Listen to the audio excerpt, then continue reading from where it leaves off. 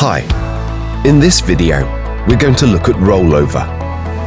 A rollover is the process of keeping an existing futures contract open after the old contract expires. For example, you want to trade oil CFDs and open a buy position on 10 barrels of oil on the November contract. On the rollover date, the old November contract is trading at $40, whereas the new December contract is trading at $50.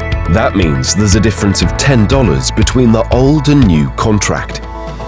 When multiplied by 10 barrels, the difference is valued at $100.